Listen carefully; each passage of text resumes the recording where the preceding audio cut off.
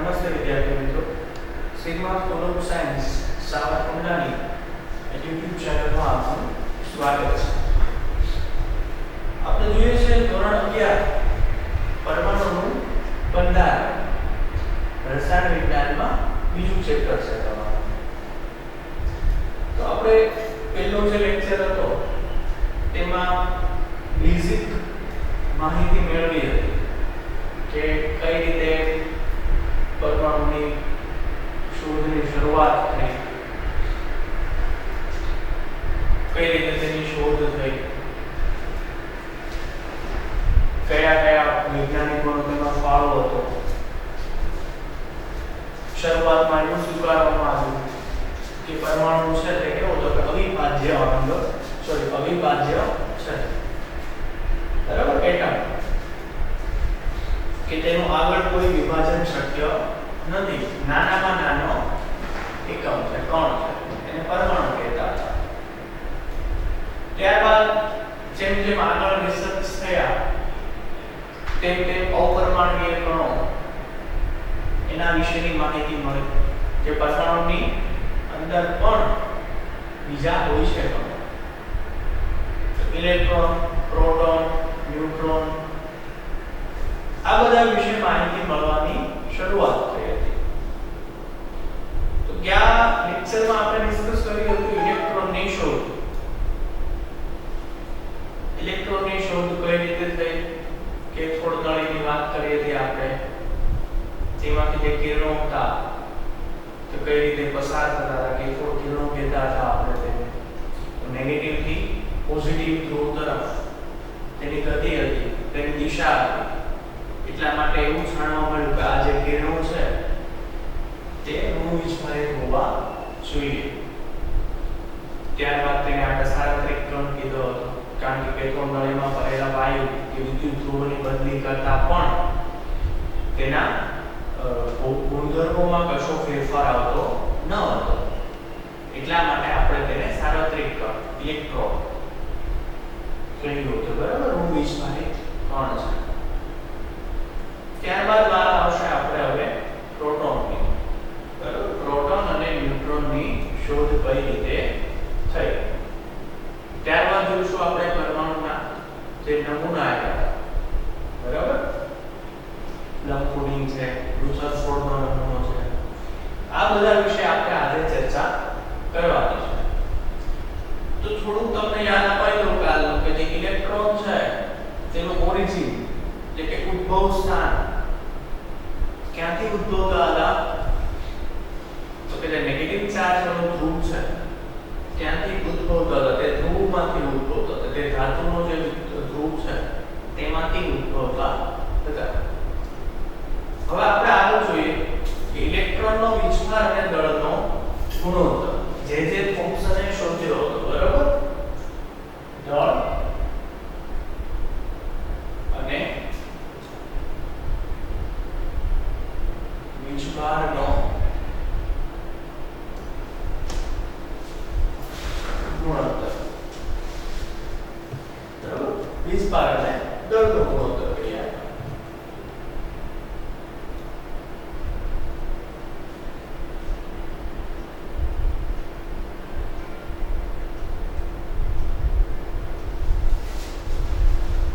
તો ઇલેક્ટ્રોન કણનો વિસ્ફાર, હવે વિસ્ફારિત કણ છે તો આપણે ખબર પડી ગઈ છે કે નેગેટિવ વિસ્ફારિત કણ છે, કંઈક વિસ્ફાર એના ઉપર રહેલું છે અને તેનું દળ પણ હશે. આ બંનેનો ગુણોત્તર જે થોમ્સને, બરાબર, આ યાદ રાખજો નામ ખાસ, જે થોમ્સન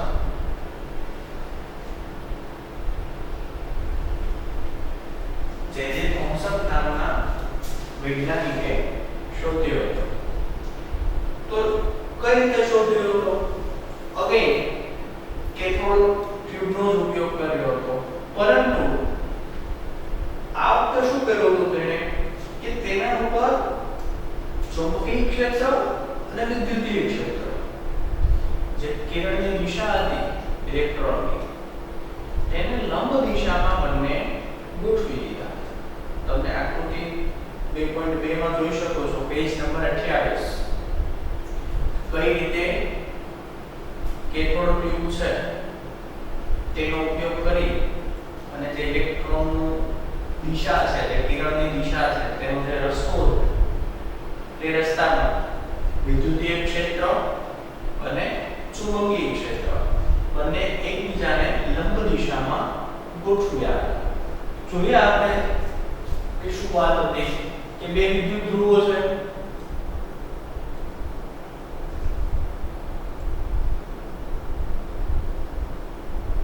બરાબર. આજે આપણી રચના હતી આગળ રીતે સેમ જ રચના હતી બરાબર. બંનેને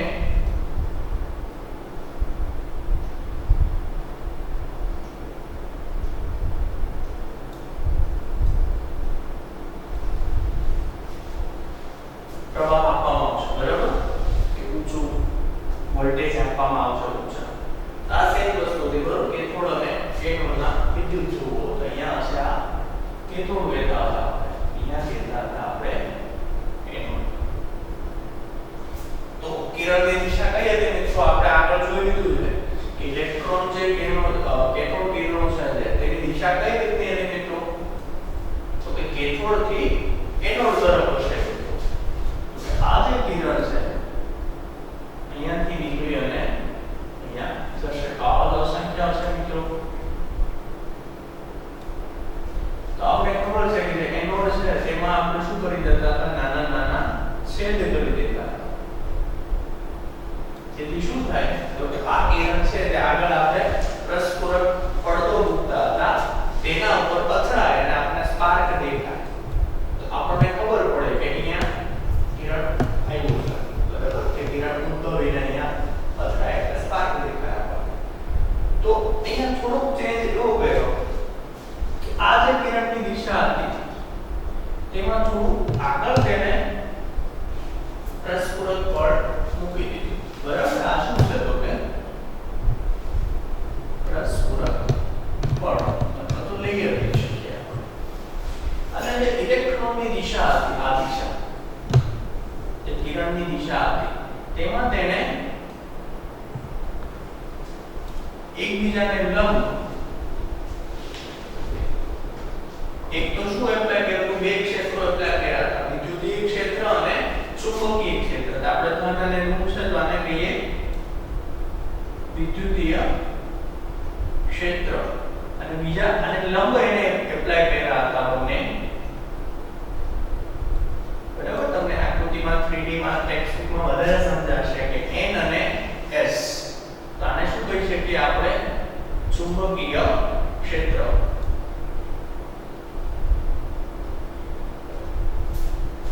આ રીતની ગોઠવણી હતી. તો હવે ખબર કઈ રીતે પડશે આમાં એને ખબર કઈ રીતે પડી કે કઈ રીતે દળ અને વીજભાર અને દળનો ગુણોત્તર શોધ કરે. તો અહીંયા એને એક પછી એક ઘણા બધા એક્સપેરિમેન્ટ કરી અને આ રિવ્યુ કન્ક્લુઝન આપ્યું હતું બરાબર. કે એક વખતે કઈ ખબર નહીં પડી ગઈ હોય કે પેલી વાર પ્રેક્ટિકલ કર્યો અને રિઝલ્ટ આવી ગયું એવું નહીં ગયું. ઘણા બધા પ્રેક્ટિકલના અંતે ઘણા બધા પ્રાયોગિક પરિણામોના અંતે તેમણે આ એક રિઝલ્ટ સૂચવ્યું હતું કે એને શું કર્યું હતું કે શરૂઆતમાં એવું કર્યું કે ફક્ત વિદ્યુતીય ક્ષેત્ર આપતા હતા બરાબર. કે ત્યારે S જે એના જે ચુંબકીય ક્ષેત્ર લગાડ્યું નથી ખાલી આ જે કિરણની દિશા છે ઇલેક્ટ્રોનની તેના ઉપર તેને વિદ્યુતીય ક્ષેત્ર એપ્લાય કર્યું. તો એને જોયું કે કિરણ હતું તેનું વિચલન થયું બરાબર. વિચલન કોઈ પણ એક બાજુ અહીંયા પડદા ઉપર અથડાયું ને અહીંયા એક સ્પાર્ક તેને આપણે A કહીએ બરાબર. એક ફક્ત વિદ્યુતીય ક્ષેત્ર જ્યારે આના ઉપર એપ્લાય કર્યું ફક્ત વિદ્યુતીય ક્ષેત્ર જ લગાડ્યું ચુંબકીય ક્ષેત્રને લગાડ્યું નથી હશે ત્યારે આ જે કિરણ છે જે ઇલેક્ટ્રોન છે તેનું વિચલન થાય અને અહીંયા ક્યાંક અથડાય એને આપણે A બિંદુ કહીએ. A બિંદુ શું છે તો કે ફક્ત વિદ્યુતીય ક્ષેત્ર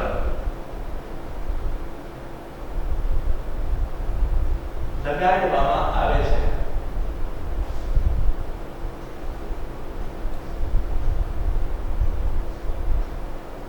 ત્યારે થતું વિચલન વિચલન એટલે શું મિત્રો કે જો એની દિશા આ છે કે સીધી દિશામાં જવું જોઈએ તેને ખરેખર, પરંતુ વિદ્યુતીય ક્ષેત્ર લાગુ પડતા તેની દિશા મૂકી અને ઉપરની સાઈડ જાય છે. આ જે દિશા તેને બદલી તેને કહેવાય વિચલન. એના મૂળ જે માર્ગ હતો, મૂળ પરિપથ કહીએ આપણે, મૂળ જે રસ્તો હતો તેના પર ના જઈ અને એને ઉપરની તરફ વિચલન દર્શાવે. ત્યારબાદ બીજું પ્રેક્ટિકલ કહેવાય કે ત્યારે તેને વિદ્યુતીય ક્ષેત્રને કાઢી લીધું અને ફક્ત ચુંબકીય ક્ષેત્રને એપ્લાય કર્યું, તો ફક્ત ચુંબકીય ક્ષેત્ર લગાવ્યું. તો તેને જોયું કે આ જે કિરણ હતું જે ઇલેક્ટ્રોન બરાબર કેથોડ તેનું વિચલન થઈ અને નીચેના એક પોઈન્ટ ઉપર અહીંયા અથડાયું, તેને આપણે બી કહીએ. તો બી પોઈન્ટ શું છે તો કે ફક્ત ચુંબકીય ક્ષેત્ર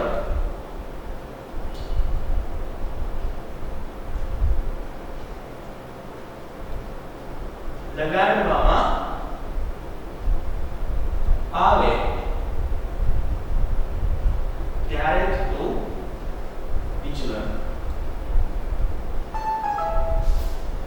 કે ફક્ત ચુંબકીય ક્ષેત્ર જ લગાડ્યું, વિદ્યુતીય ક્ષેત્ર લગાડ્યું નહીં, ત્યારે થતું વિચલન કે ત્યારે મૂળ પરિપથ પી નીચેની તરફ એને વિચલન દર્શાવે. કે જે કિરણ હતું જે સીધું જવું જોઈએ એની બદલે ક્યાં આવ્યું નીચે. તો આટલું શું દર્શાવે છે? આ જે મૂળ માર્ગથી નીચે આવ્યું છે તેનું વિચલન દર્શાવે છે. તો ત્યારબાદ ત્રીજો એને પ્રયોગ કર્યો, અથવા તો તમે એવું પણ કહી શકો કે જ્યારે આ બંને ક્ષેત્રો લગાડવામાં આવતા નથી ત્યારે શું છે તો કે આ જે કિરણ છે તે સીધું અહીંયા પોતાની દિશામાં આગળ વધશે. અથવા તો તમે એવું પણ કરી શકો કે ચુંબકીય ક્ષેત્ર અને વિદ્યુતીય ક્ષેત્ર બંને સમાન પ્રમાણમાં લગાડવામાં આવે છે, એટલે બંને એકબીજાની અસરને કેવી કરશે? નાબૂદ કરી દેશે. કારણ કે ચુંબકીય ક્ષેત્ર એના જેટલું જ તમે વિદ્યુતીય ક્ષેત્ર, બરાબર, આ રેશિયો તમે જાળવી રાખો કે બંને સમાન એપ્લાય કરો તો પણ શું થશે કે એનું વિચલન થશે નહીં અને કણ જે છે તે અહીંયા કંઈક સી કહીએ કે એનું મૂળ જે રસ્તો હતો તે એનો પરિપથ હતો, મૂળ પરિપથ તેના ઉપર જઈ અને સીધે સીધું અથડાશે. બરાબર, આપણે સમતોલિત કહીએ ત્યાં, બરાબર, કે વિચલન થશે નહીં.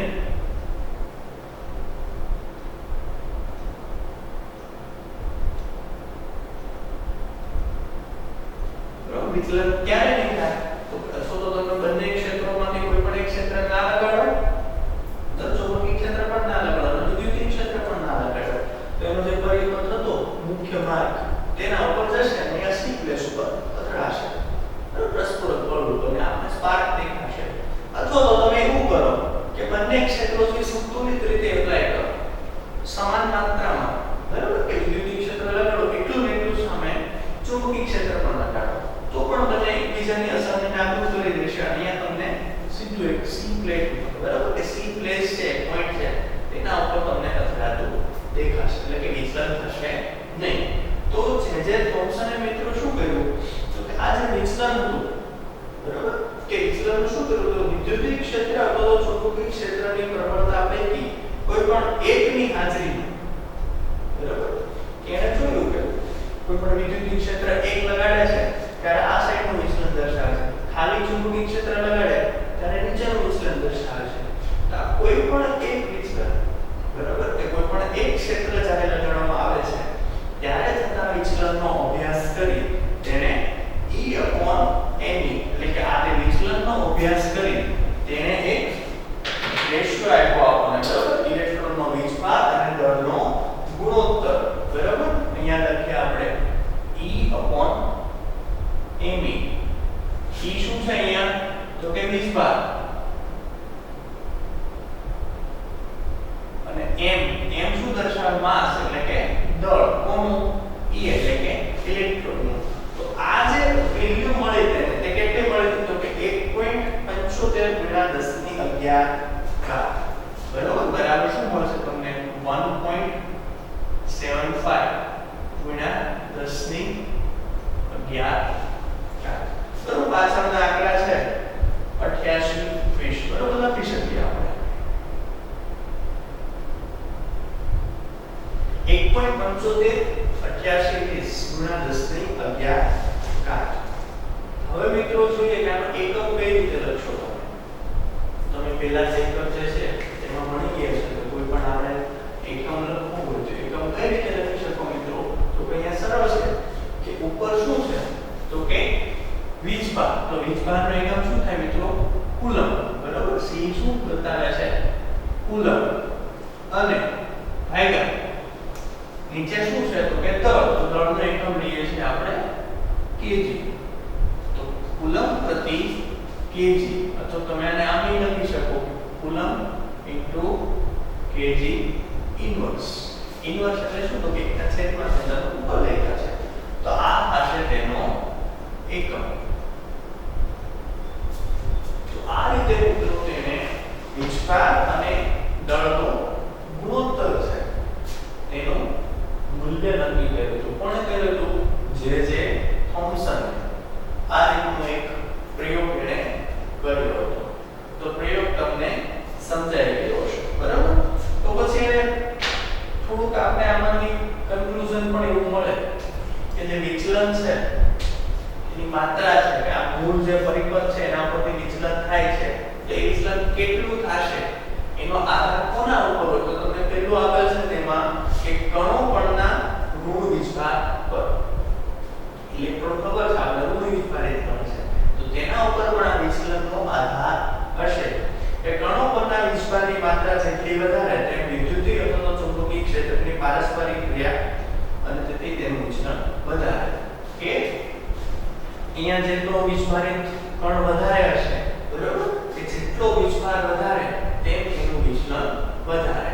બરાબર. અહીંયા તમને એમ ના ખબર પડે કે જેટલો અહીંયા ઇલેક્ટ્રોન છે આ તેનો જેટલો વિસ્ફાર વધારે હશે તો વિદ્યુતીય અને ચુંબકીય ક્ષેત્રમાં તે વિચલન પણ એટલું વધારે દર્શાવશે. બીજી વાત છે મિત્રો કણનું દળ. તો આમાં જે કણ રહેલા છે ઇલેક્ટ્રોન બરાબર તેના દળ ઉપર આધાર રાખશે મિત્ર. કઈ રીતે આધાર રાખશે? તો કે જેમ દળ ઓછું તેમ વિચલન વધારે. આ તો સામાન્ય છે આપણે ખબર છે કે જેમ તેનું વજન હલકું હશે તેમનું વિચલન કેવું થશે? વધારે. જે હલકો કણ છે એ વધારે વિચલિત થશે. તેના દળ ઉપર પણ આધાર રાખશે કે કણોના જેટલા હલકા દળ તેટલું તેનું વિચલન વધારે. અને ત્રીજું છે વિદ્યુતીય અથવા ચુંબકીય ક્ષેત્રના બળ ઉપર. બરાબર કે તમે અહીંયા વિદ્યુતીય અને ચુંબકીય ક્ષેત્ર લગાડો છો વારાફરતી તો જો તમે આ તેનું પ્રમાણ છે તે વધારે લેશો બરાબર કે વિદ્યુતીય અથવા ચુંબકીય ક્ષેત્રની પ્રબળતા તમે વધારે લેશો અથવા તો વધારે વોલ્ટેજ અહીંયા આપશો તમે વિદ્યુતીય ક્ષેત્રમાં તો પણ તેનું વિચલન છે તે વધારે થશે તેના મૂળ પરિવર્તન. બરાબર. આ સામાન્ય બાબતો કહી શકાય. બરાબર.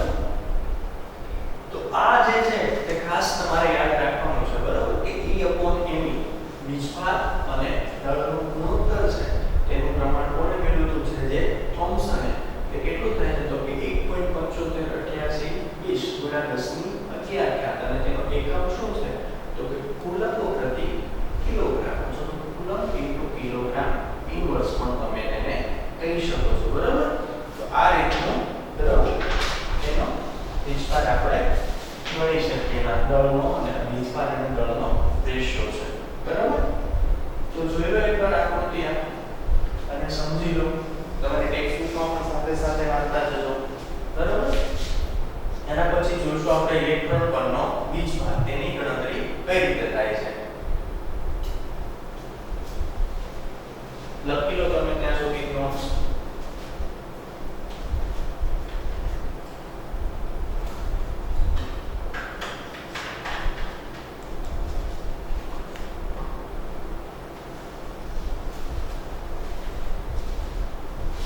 લખી લીધું છે બરાબર. તો આપણે તેને રફ કરી દઈએ.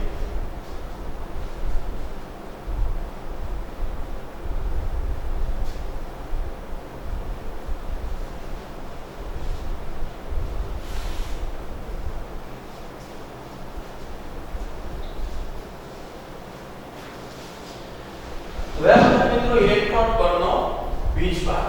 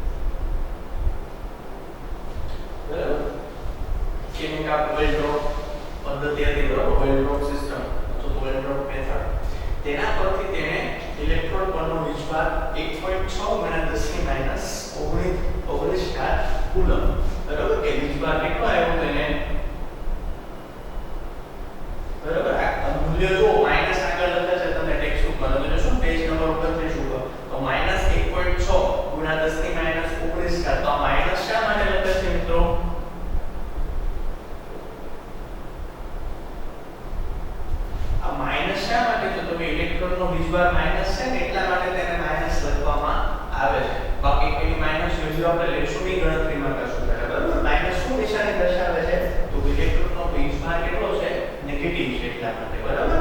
તો આનો વીજભાર તમને મળ્યો 1.6 × 10⁻19 બરાબર. 1.6022 આપે છે. અત્યારે હાલમાં જે છે તે એક્સેપ્ટેબલ કેટલો છે 1.6022 × 10⁻19 બરાબર. આ વધારે ચોક્કસ વેલ્યુ છે બરાબર. અત્યારે આ વેલ્યુ એક્સેપ્ટેબલ છે કે ઇલેક્ટ્રોનનો વીજભારના શોધક કોણ તો કે આર એ મિલિકન તેલ બિંદુ પદ્ધતિ વડે અને કેટલો મળ્યો હતો તેને તો કે -1.6022 × 10⁻19 કુલમ. અને આ માઈનસ નિશાની શું દર્શાવે છે તો તેની વેલ્યુ માઈનસ નથી દર્શાવતી પરંતુ ઇલેક્ટ્રોન પરનો વીજભાર ઋણ હોય છે એટલા માટે તે માઈનસ પદ્ધતિ ત્યાં દર્શાવે છે. તો હવે મિત્રો તમે અહીંયા જુઓ કે તમને વીજભાર એટલે કે E આનું મૂલ્ય તમને મળી ગયું છે. હવે થોમ્સન નું જોઈએ આપણે તો કે થોમ્સને શું આપ્યું હતું તો કે E/me આની કિંમત આપી હતી તેને 1.758820 × 10⁻11 આ વેલ્યુ ખબર છે થોમ્સને આપી હતી આપણને. પરંતુ હવે આપણે શું જોવાનું છે તો કે આ બંને વેલ્યુ પરથી જુઓ તમે a ની મળે તમને જવાબ. આ બંનેનો ગુણોત્તર ખબર છે તમને, e ની વેલ્યુ ખબર છે તો a ની તમને મળી શકે ને મિત્રો બરાબર. તો a ની વેલ્યુ શોધવા માટે તમે સીધી રીતે તેનો ઉપયોગ કરી શકો બરાબર. તો અહીંયાથી a ને તમે કરતા બનાવશો બરાબર. આ વેલ્યુ તમને ખબર છે અહીંયાથી a ને તમે કરતા બનાવો તો m બરાબર શું થાય તો કે ઇલેક્ટ્રોનનો વીજભાર એના છેદમાં તેનો ગુણોત્તર બરાબર. વીજભાર એના છેદમાં શું આવશે તો કે વીજભાર અને દળનો ગુણોત્તર. તો ઇલેક્ટ્રોનનો વીજભાર શોધી લીધો આર મિલિકન કેટલો છે તો કે 1.6022 × 10⁻19 અને ગુણોત્તર તો આગળ શોધેલો હતો જે થોમ્સને કેટલો છે તો કે 1.758820 × 10⁻11. તો મિત્રો તમે આનો ભાગાકાર કરશો એટલે તમને મળશે બરોબર. કઈ રીતનું મળશે તો કે 9.1094 × 10⁻31 કિલોગ્રામ બરોબર. આનો જે જવાબ આવશે 9.1094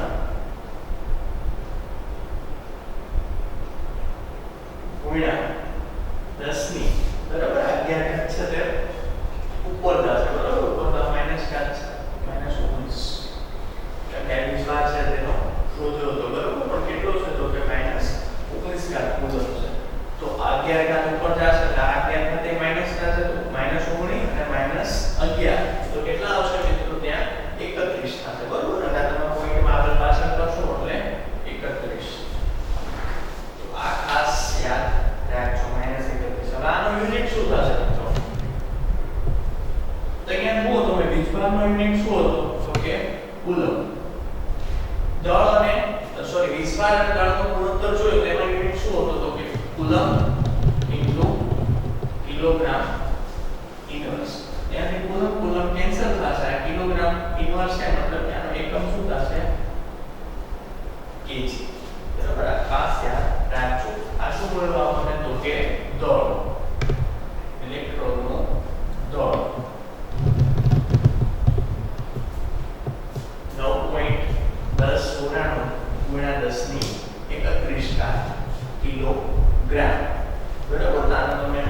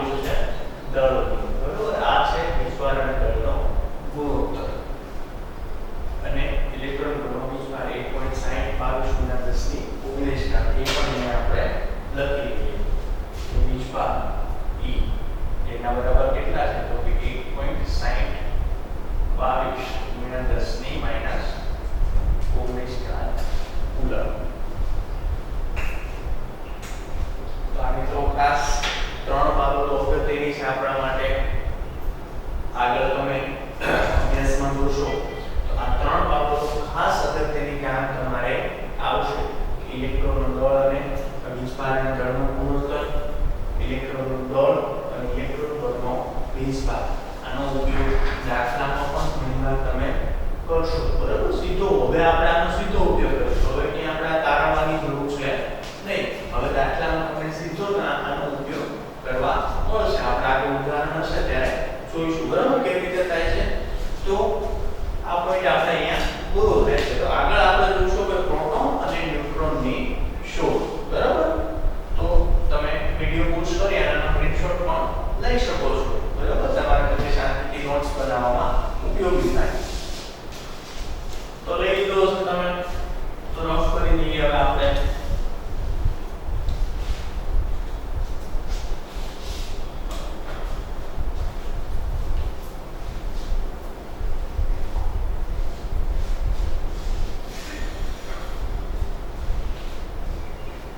આ પણ મેઇન તમે લખી લેજો, ખૂબ જ ઉપયોગી છે.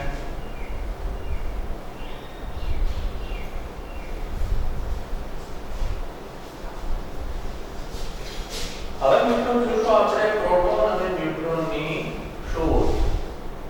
અત્યાર સુધી ઇલેક્ટ્રોનની શોધ તો થઈ ગઈ. બરાબર, તમને એવો પ્રશ્ન પણ પૂછી શકે કે અપરમાણ્વીય કણોમાં સૌપ્રથમ કોની શોધ થઈ? તો સૌપ્રથમ મિત્રો ઇલેક્ટ્રોનની શોધ થઈ હતી. ત્યારબાદ પ્રોટોન અને ત્યારબાદ ન્યુટ્રોન. બરાબર, આ વસ્તુ ખાસ યાદ રાખજો. તો જોઈએ આપણે પ્રોટોન અને ન્યુટ્રોનની શોધ.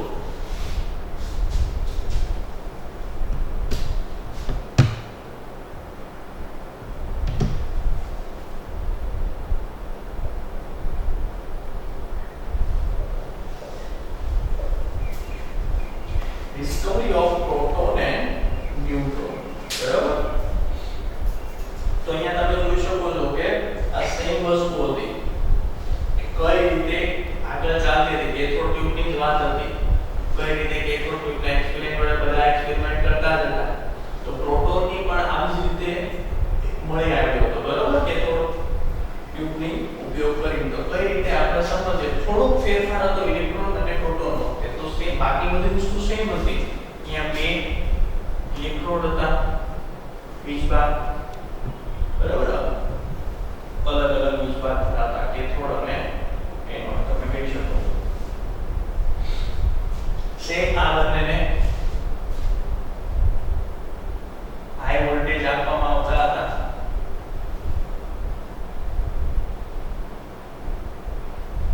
આ જે નળી છે, બરાબર, જે ટ્યુબ હતી તેમાં હવે અહીંયા ખાસ ધ્યાન રાખજો કે ગેસનું જે પ્રમાણ છે.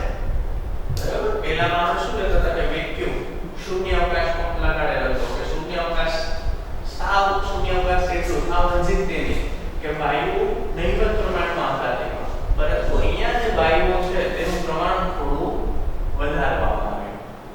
બરાબર, વાયુનું પ્રમાણ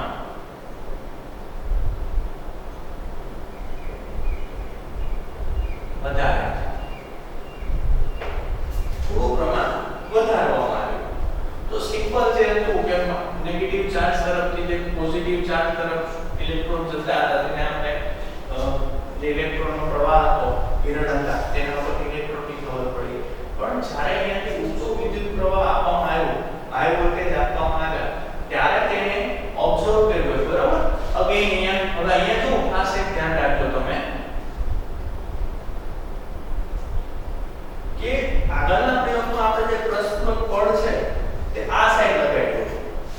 એટલે આપણને અહીંયાથી જે આ કિરણો અહીંયા જતા હતા તેની ખબર પડી હતી. હવે જે પ્રશ્ન પડ છે તે તમે આ સાઈડ લગાડશો. બરાબર, અને જે અહીંયા જે ઋણ વિદ્યુત છે જેને આપણે છેદ કરી દઈશું તેમાં. તો અહીંયા કેવું જોવા મળ્યું કે અહીંયાથી જ્યારે હાઈ વોલ્ટેજ પસાર કરવામાં આવ્યો ત્યારે દિશા જે હતી કિરણની તે આ બાજુ જોવા મળી. ઘણા એવા પણ હશે, બરોબર, એવા એવું નહીં કે બધા અહીંયાથી જ હશે. અમુક એવા પણ હશે કે જે આ સાઈડ પણ જતા હશે, જેને આપણે શું કહેતા હતા, ઇલેક્ટ્રોન. પરંતુ અહીંયા જે આ કિરણો જોવા મળ્યા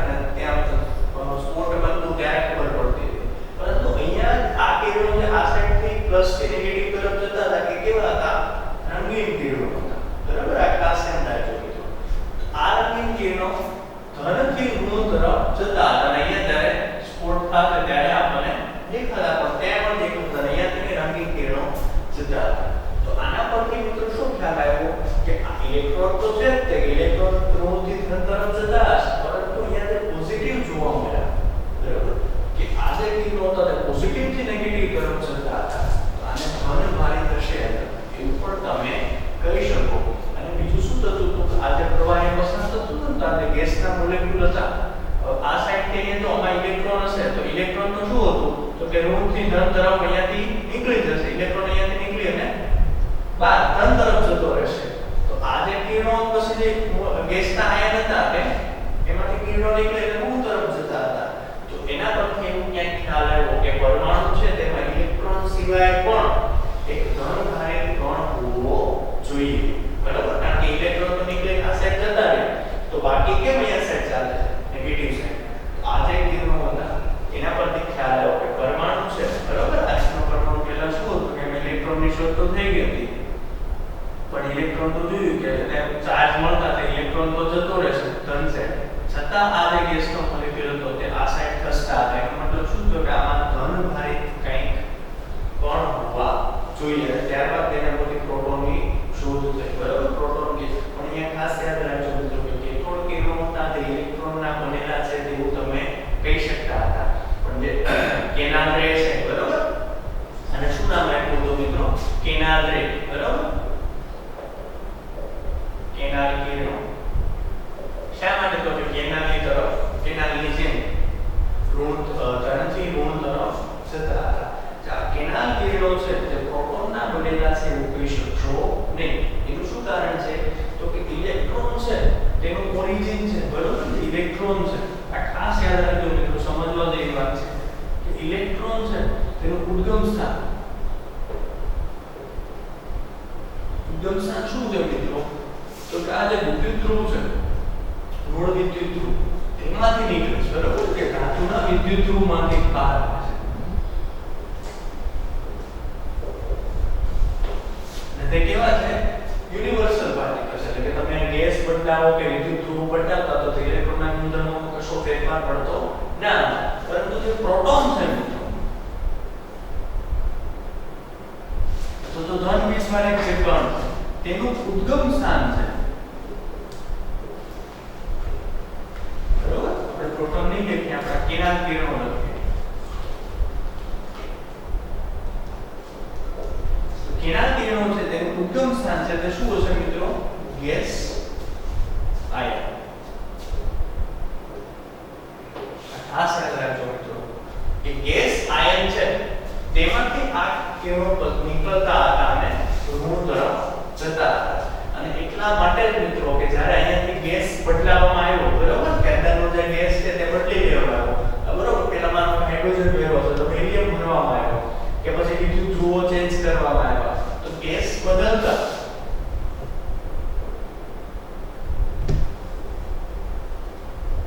તેના ગુણધર્મોમાં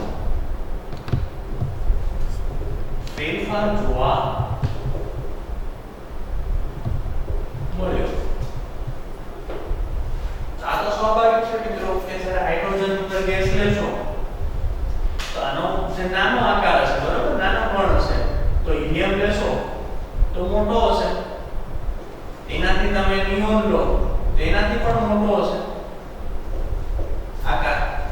તો અહીંયા જે કિરણો નીકળે તેની સાઈઝ પણ મોટી હશે, તો જે અંદર જે દ્રવ્યસ્વરી કણ છે તેની સાઈઝ પણ મોટી હશે. તો આના લીધે જ્યારે ગેસ બદલવામાં આવતા એના ગુણધર્મોમાં ફેરફાર જોવા મળે છે. પરંતુ જ્યારે અંદર હાઇડ્રોજન લેવામાં આવ્યો, બરાબર? હાઇડ્રોજન લેવામાં આવ્યો ત્યારે, બરાબર? વાયુ તરીકે શું લીધું આપણે? હાઇડ્રોજન. હાઇડ્રોજનમાં ખબર છે મિત્રો આપણને અત્યારે ખબર છે કે હાઇડ્રોજનમાં શું હોય? એક પ્રોટોન અને એક ઇલેક્ટ્રોન, ન્યુટ્રોન હોતા નથી. તો આ જ્યારે વસ્તુ લેવામાં આવી ત્યારે જે આપણે જોયું હતું કે E/me ચાર્જ અપોન જે દળ છે એનું માસ છે તેનો રેશિયો છે એનું મૂલ્ય સૌથી વધારે, કારણ કે અહીંયા જો દળ છે તે હાઇડ્રોજનનું સૌથી ઓછું દળ હશે તો છેદ સૌથી નાનો થાય. તો આજે આની જે વેલ્યુ છે તે સૌથી વધારે. તો હાઇડ્રોજન માટે એના વીજભાર અને દળનો ગુણોત્તર સૌથી વધારે મળતો હતો. અને અહીંયા જે પોઝિટિવ ચાર્જ વાળા પોઈન્ટ હતા, જે કિરણો હતા, તો હાઇડ્રોજન માટે તેને ધનભારી જે કણ હતા તેને શું નામ આપ્યું? તો પ્રોટોન. આ વસ્તુ ખાસ ધ્યાન રાખજો કે હાઇડ્રોજન માટે, હાઇડ્રોજનમાં જે ધનભારિત કણ છે તેનું નામ પ્રોટોન આપવામાં આવ્યું હતું, કારણ કે તેનો ચાર્જ અપોન માસ એટલે કે વીજભાર અને દળનો ગુણોત્તર સૌથી વધારે શેમાં જોવા મળ્યો? તો કે હાઇડ્રોજનમાં, કારણ કે હાઇડ્રોજનનું કદ સાવ નાનું હતું, તેમાં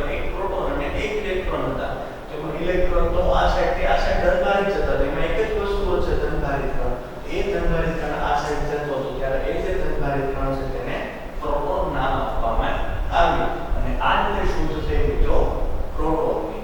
બરાબર, તો આ ખાસ યાદ રાખજો. બરાબર, આકૃતિ અને આ સમજણ છે તે તમારી ટેક્સ્ટબુકમાં નથી પણ સમજવા માટે આપણે લીધી છે. બરાબર, તમને એમાં થોડાક લાક્ષણિકતાઓ આપેલી છે કે કેથોડ કિરણો કરતા વિપરીત ધન વિસ્તારવાળા કણો કેથોડ નળીમાં હાજર રહેલા વાયુના સ્વભાવ પર આધાર રાખે છે અને આ માત્ર સાદા ધન વિસ્ફોરિત વાયુની આયનો છે. બરાબર, આપણે જે આગળ વાત કરી છે.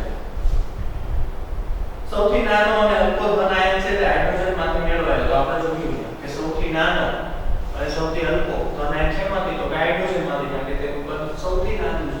તેમાં એક પ્રોટોન અને એક જ ઇલેક્ટ્રોન છે. તે માટે તેમાંથી સૌથી નાનો ધન આયન મેળવવામાં આવ્યો. તો એ ધન આયન સૌથી નાનો તો તેનું નામ પ્રોટોન હતું. બરાબર,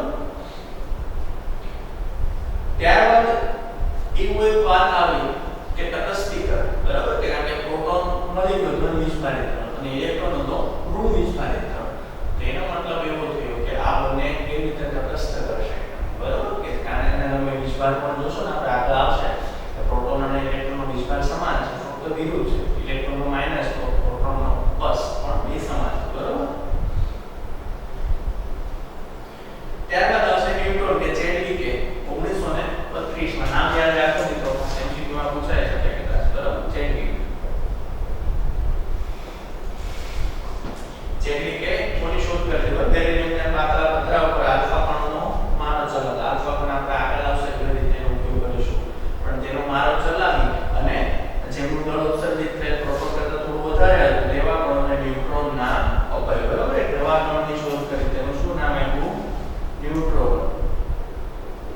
ન્યુટ્રોન કેવું હોય મિત્રો? તો તેમાં કોઈ ચાર્જ હોય નહીં, એનો વિસ્ફાર હશે નહીં, વિસ્ફાર રહિત કણ હોય, પણ એનું દળ જે છે તે પ્રોટોન કરતા થોડું વધારે હતું. એવા કણને તેને નામ આપ્યું ન્યુટ્રોન. બરાબર, બાકી તમને એના જે બીજા ગુણધર્મો છે તે 2.1 કોષ્ટક પેજ નંબર 30 માં મૂળભૂત કણોના ગુણધર્મો તેમાં આપેલા છે કે ઇલેક્ટ્રોન, પ્રોટોન અને ન્યુટ્રોન. તેની સંજ્ઞા પણ છે. બરાબર, ઇલેક્ટ્રોન છે તેને E વડે દર્શાવે, પ્રોટોન ને P વડે અને ન્યુટ્રોન ને સ્મોલ n વડે.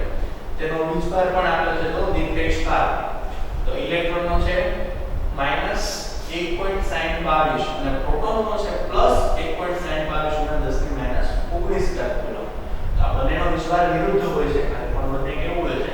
સમાન હોય છે. બરાબર, સાપેક્ષ ભાર પણ જોઈ શકો છો. ઇલેક્ટ્રોન નો માઈનસ હોય, પ્રોટોન નો પ્લસ હોય. એટલા માટે હંમેશા આપણે x પ્લસ, બરાબર, સોરી, પ્રોટોન માટે પ્લસ લખીએ અને ઇલેક્ટ્રોન માટે E માઈનસ લખીએ છીએ હંમેશા માટે. બરાબર, ત્યારબાદ એના દળમાં પણ જુઓ તો મિત્રો કે ઇલેક્ટ્રોન કરતા પ્રોટોનનું દળ ઘણું વધારે છે.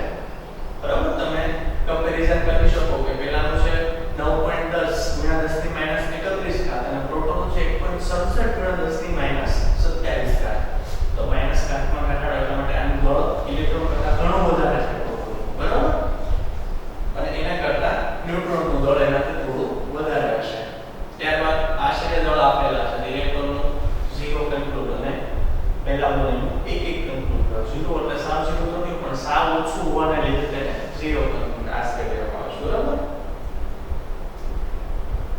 તો આ રીતે આપણે ઇલેક્ટ્રોન, પ્રોટોન અને ન્યુટ્રોન વિશે માહિતી મેળવી લીધી. હવે પછીનો જે લેક્ચર આવશે તેમાં આપણે પરમાણુનો થોમ્સનનો નમૂનો જોઈશું. બરાબર, પરમાણુના અલગ અલગ નમૂના આવ્યા છે, ફોર્ડનો નમૂનો, થોમ્સનનો નમૂનો. બરાબર, તો એના વિશે માહિતી મેળવશું. હવે તમારે હોમવર્કમાં જે છે તે ત્રણેય કણોની ડિસ્કવરી, એટલે ઇલેક્ટ્રોન, પ્રોટોન અને ન્યુટ્રોન, તેની શોધ છે તેના વિશે નોંધ લખવાની છે. તો તમારે આ તમારું હોમવર્ક છે. બરાબર, હોમવર્ક જે છે તે સ્કૂલનો આપણે આગળના લેક્ચરમાં નંબર આપેલો તેના ઉપર WhatsApp તમારે કરી દેવાનો.